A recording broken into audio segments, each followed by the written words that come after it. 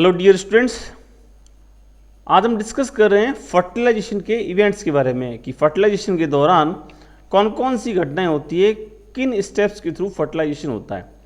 Fertilisation समझने से पहले यदि हम पहले इसके जो ओवम होता है इसकी स्ट्रक्चर की बात करेंगे तो देखिए ये मैमल्स की केस की बात हो रही है। मैमल्स की जो ग्राफिन फॉलिकल है इसकी अगर हम बात करें तो इसमें ये एंट्रम है, कैविटी है। इस कैविटी में यहाँ पर ये ग्रेनुलोसा सेल्स की लेयर है जिसे कहा है कोरोना रेडिएटा, और ये जो ब्लू कलर से आपको दिखाई दे रही है इसका नाम है जोना पेल्लुसिडा। ये जो जोना पेल्लुसिडा है ये किसी भी प्रकार की सेल्यूलर लेयर नहीं होती है, ये ईसीएम एक्स्ट्रा सेलुलर मैट्रिक्स की यानी कि फाइबर्स की, ग्लाइकोप्रोटीन्स की बनी होती है। ये नॉन सेलुलर लेयर होती है सेल मेम्ब्रेन के जस्ट ऊपर, और उसके ऊपर पाई जाती है कोरोना रेडिएटा। तो फर्स्ट जोना पेल्लुसिडा हो गया, सेकंड हो गया कोरोना रेडिएटा, और इस कोरोना रेडिएटा के ऊपर पाई जाती है इनकी लेयरिंग। ये जो सेल्स हैं जिनको हमने बोला है क्यूमुलस ओफोरस।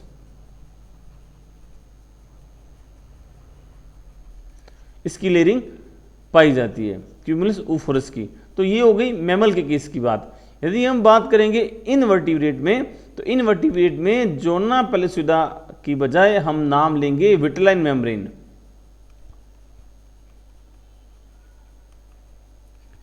और विट्लाइन मेम्ब्रेन भी किसी भी प्रकार की सेल्यूलर लेयर नहीं होती है, बल्कि ये भी जो ग्लाइकोप्रोटीन्स हैं उनसे बनी होती है। एक्स्ट्रा सेलुलर मैट्रिक्स का ये एक पार्ट होती है और स्पीसीज स्पेसिफिक स्पर्म रिकॉग्निशन के लिए रेस्पॉन्सिबल होती है।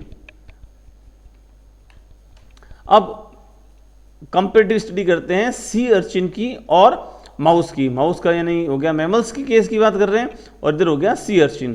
तो फर्टिलाइजेशन के दौरान कौन कौन से स्टेप होते हैं सी अर्चिन के देखें तो सबसे पहले जो स्पर्म है वो जो एग है इसकी जेली लेयर के कांटेक्ट में आता है। जैसे ही ये इसकी जेली लेयर के कांटेक्ट में आता है यहाँ पर होती है एक्रोसोमल रिएक्शन। एक्रोसोम बस्ट होता है और एक्रोसोमल जो एंजाइम्स है वो रिलीज किए जाते हैं। एक्रोसोमल रिएक्शन होती है सेकेंड, और ये जेली लेयर को पेनिट्रेट करता हुआ आगे बढ़ता है विट्लाइन मेम्ब्रेन की तरफ या विट्लाइन एनवेलप की तरफ, और इस वजह से एक्रोसोमल रिएक्शन की वजह से जो जेली लेयर है इसका डाइजेशन होता है और ये आगे कंटिन्यू करता है और विट्लाइन एनवेलप से ये बाइंड कर लेता है। हमने बोला है, पहले ही बताया मैंने कि विट्लाइन एनवेलप जो है वो स्पीसीज स्पेसिफिक रिकॉग्निशन के लिए रेस्पॉन्सिबल होता है इनवर्टिब्रेट्स के केस में। तो यहाँ पर ये इसकी बाइंडिंग होती है और उसके बाद में एक्रोसोम जो है वो इसको क्रॉस करते हुए एग मेम्ब्रेन से फ्यूज हो जाता है और फिर न्यूक्लियस की एंट्री एग के अंदर हो जाती है। तो फर्स्ट स्टेप हो गया स्पर्म का कांटेक्ट होना जेली लेयर से, सेकंड हो गया एक्रोसोमल रिएक्शन, थर्ड हो गया digestion of jelly layer, fourth हो गया बाइंडिंग ऑफ विट्लाइन एनवेलप, और फिफ्थ हो गया fusion of acrosomal process membrane and egg membrane. ये बात हुई सी अर्चिन के केस में। लेकिन यदि माउस के केस में बात करेंगे यानी मैमल्स के केस में बात करेंगे तो यहाँ पर जो स्टेप 2 और 3 है ये रिवर्स हो जाएगा सी अर्चिन का। मैमल्स के केस में बात करेंगे तो स्पर्म जो है सबसे पहले स्पर्म का एक्टिवेशन होता है फीमेल के रिप्रोडक्टिव ट्रैक्ट के अंदर, और हम इसे कहते हैं कैपेसिएशन। फीमेल के रिप्रोडक्टिव ट्रैक्ट के अंदर जो स्पर्म है इसका एक्टिवेशन होता है।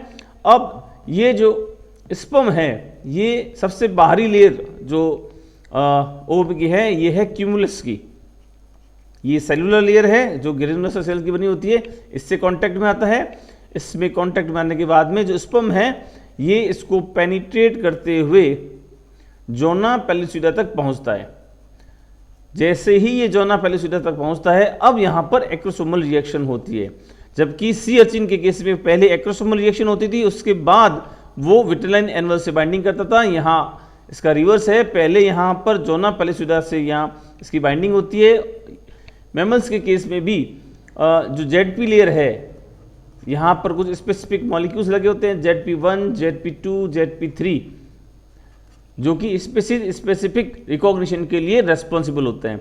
तो जैसे ही जोना पेलिसिटा से यहाँ बाइंडिंग होती है, एक्रोसोमल रिएक्शन इंड्यूस होती है, हाइलिनोरिडेज और लाइटिक एंजाइम का एक्सक्रीशन होता है और इसकी वजह से ये इस लेयर को डिग्रेड कर देते हैं और स्पर्म लाइस करता है जोना पेलिसिटा को और अब ये एग मेम्ब्रेन से अटैच होकर उसे फ्यूजन कर लेता है और न्यूक्लियस को एग के अंदर इंसर्ट कर देता है। तो ये स्टेप्स होते हैं सी अर्चिन के केस में और माउस के केस में। यहाँ याद रखना है कि सी अर्चिन के केस में जो एक्रोसोमल रिएक्शन है वो पहले होती है और उसके बाद में डाइजेशन ऑफ जेली लेयर होता है और विट्लाइन एनुलर से बाइंडिंग होती है, जबकि